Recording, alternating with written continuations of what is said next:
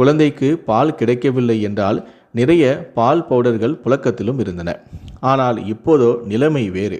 எல்லா இடமும் அப்பார்ட்மெண்ட் வீடுகள், மேய்ச்சல் நிலம் எல்லாமே காங்கிரீட் மயம். விவசாய குடும்பங்களே மாடு வளர்ப்பதும் இல்லை. என்னதான் வெண்மை புரட்சி, ஜெர்சி பசுக்கள், முர்ரா எருமைகள் என்றாலும் இப்போதுள்ள மக்கள் தொகைக்கு 24 மணி நேரமும் பால் கிடைக்கிறது என்றால் லாஜிக் இருக்குதே. கண்ணு போட்டாதானே மாடு பால் தரும்.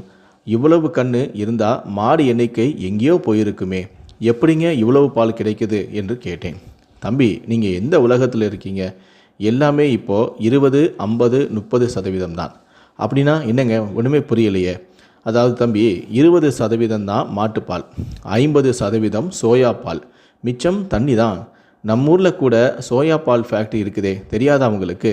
இருக்கிற மாடுகளை வச்சுக்கிட்டு மாட்டுப்பால் மட்டும் கொடுத்தா ஆளுக்கு ஒரு ஸ்பூன் பால் கூட கிடைக்காது.